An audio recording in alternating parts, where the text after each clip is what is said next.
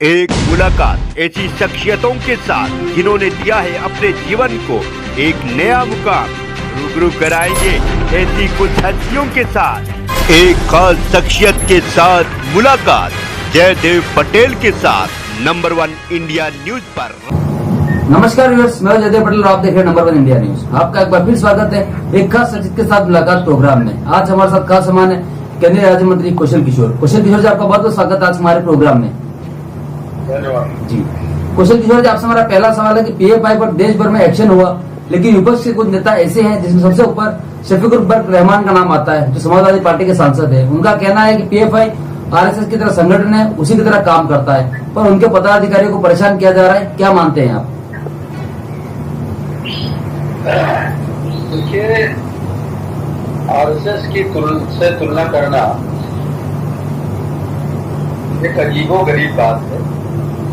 RSS से आदिवासी वनवासी बच्चों को मुख्यधारा से जोड़ने के लिए उनको पढ़ाने का काम, लिखाने का काम, बुनियादी शिक्षा देने का काम, क्योंकि कोई नहीं सुनता, तो सुनने का काम जो है आरएसएस करती है। और हमारी यहाँ सरकार केंद्र में है, प्रदेश में, उत्तर प्रदेश में है, जहाँ के भी सरकार है, तो उन गरीबों के लिए जो किसी भी जाति किसी भी धर्म के लिए वहाँ उनको आवास, शौचालय, कनेक्शन, राशन, मुफ्त में इलाज, सारी सुविधाएं दी जा रही आदरणीय प्रधानमंत्री नरेंद्र मोदी जी के द्वारा।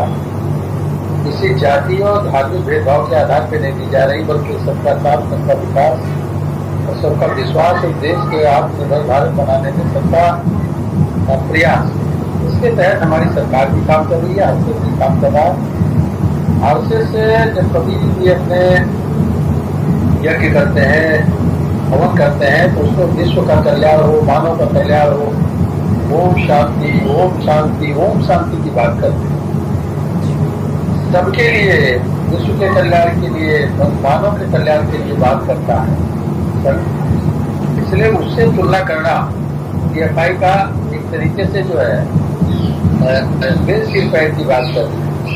पीएफआई में जो लोग भी व्यापार में परेशान कर रहे हैं, तो पीएफआई में तो बहुत लोग सामने हैं। सबको पुलिस को नहीं पकड़ रही है, सबको सीबीआई या ईडी को नहीं पकड़ रही है। जिन लोगों के खिलाफ कोई कार्रवाई, उन लोगों के खिलाफ जांच हो रही है, जो लोग कहीं ना कहीं किसी न किसी मामले में संदिग्ध पाए गए हैं, जांच में तभी तो हो रही है।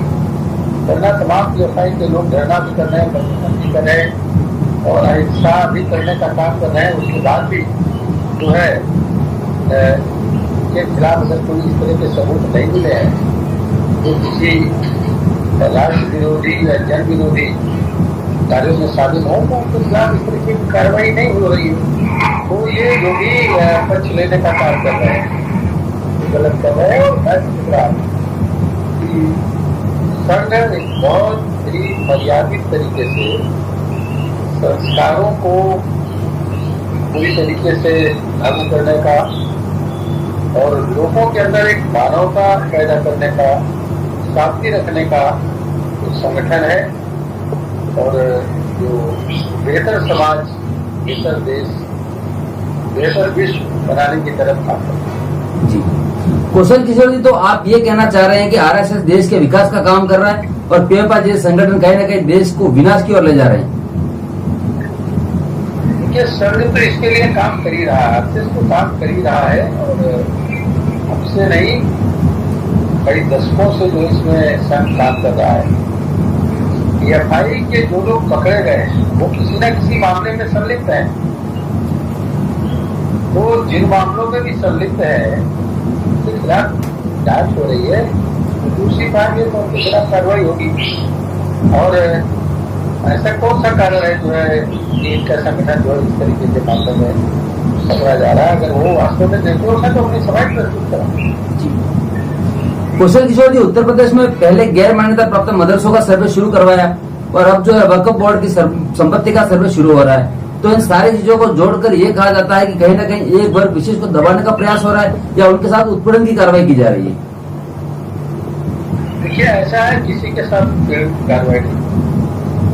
दरसों में अगर बच्चे, हर जो बच्चा पढ़ता है उसके माँ बाप चाहते हैं कि मेरा बेटा मदरसे में पढ़ता है, केवल उसे धार्मिक ज्ञान ना हो बल्कि बुनियादी भी ज्ञान हो, कंप्यूटर चलाना जानता हो, भाषाएं जो हिंदी है वगैरह सीखे, वहाँ से पढ़ करके कोई सरकारी नौकरी मिले, अच्छा बिजनेसमैन बने, IAS बने, IPS बने, TCS बने, TCS बने, डॉक्टर बने, इंजीनियर बने, हर माँ बाप की ख्वाहिश हो।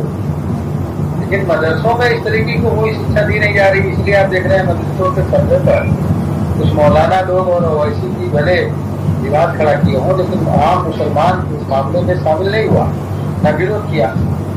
वक्त की संपत्ति तो इसलिए होती है, शरीयत कहती है इस बात की कि वक्त की जो संपत्ति है उससे जो आमदनी हो, उससे वो जो मुसलमान भाई दीन दुखी हैं, व्रत हैं या तलाकशुदा महिलाएं, उन महिलाओं को उसमें रहने के लिए कुछ इंतजाम हो, उनके जीवन को गुजारने के लिए कुछ गुजारे का इंतजाम हो वक्त की संपत्ति में। लेकिन हो ये रहा है कि वक्त की संपत्तियों में तमाम लोग गलत तरीके से बेच रहे हैं, गलत फर्जी पर कब्जा कर रहे हैं, उस पर एक तरीके से भूमाफियाओं का जो काम कर रहे हैं उनके खिलाफ ये जांच हो रही है। वक्त की संपत्ति पर कब्जा करना, वक्त की संपत्ति को बेचना पूरी तरीके से गैर सही है और एक गुनाह का काम है। तो मैं समझ रहा हूँ कि योगी आदित्यनाथ जी जो जांच कराने का काम कर रहे हैं तो एक ईमान का काम कर रहे हैं। और ये भी आप देखते होंगे कि आम मुसलमान जो है वो वक्त की संपत्तियों की जांच कराने पे खुश है, इसलिए मुसलमान जो है समझ पे नहीं आ रहा, आम मुसलमान जो है इसका विरोध नहीं कर रहा। कुछ चंद लोग जो अवैध तरीके से कब्जा किए हैं या जो राजनीति करना चाहते हैं, तो केवल वोट के लिए लोगों को भड़काना चाहते हैं, अखिलेश यादव जैसे वही केवल विरोध करने वाले। कुशल बिलोज, आपसे हमारा क्लोजिंग क्वेश्चन है कि नेता प्रतिपक्ष अखिलेश यादव कह रहे हैं कि हम इस सर्वे की कार्रवाई को गलत मानते हैं और उनका ये भी कहना है कि इसे रोका जाना चाहिए। क्यों गलत मानते हैं? इसी मदरसे में कितने बच्चे पढ़ते हैं, उनका रजिस्ट्रेशन हो, कौन पढ़ाता है उसका रजिस्ट्रेशन हो, उनकी पूरी सूची हो, इसमें कौन सा गलत काम है। मदरसा अगर रजिस्टर्ड नहीं है तो वो रजिस्टर्ड हो, इसमें कौन सा गैर कानूनी काम है। वक्त की संपत्ति जो है वो किसकी है, कौन सा उसका मुतवल्ली है, किसने उसमें उसको वक्त में डाला है, उसकी जानकारी हो और वो वास्तव में जमीन जिस मकसद के लिए डाला वो मकसद के लिए यूज हो रही कि नहीं हो रही, या दूसरे लोग बेचे ले रहे हैं, या वक्त में जो लोग उसको कब्जा किए हैं अवैध निर्माण कर रहे हैं। तो ये जो कुछ भी कर रहे हैं अगर उसकी जांच हो रही तो इसमें अखिलेश जी को क्या परेशानी? अखिलेश जी की वक्त की संपत्ति है क्या? लोगों को तकलीफ हो रही, परेशानी हो रही। लेकिन ये जो है एक तो पूरी तरीके से सोची समझी रणनीति के तहत मुसलमानों को बेवकूफ बनाने के लिए और उनकी हमदर्दी कुछ लोगों की लूटने के लिए अखिलेश जी इस तरह का बयान देने का काम करते हैं जो जनहित में नहीं है और न मुसलमान हित में है और न शरीयत में। जी कुशल किशोर जी, आपने नंबर इंटरनेट से समय निकाला, उसके लिए आपका बहुत बहुत धन्यवाद। Thank you.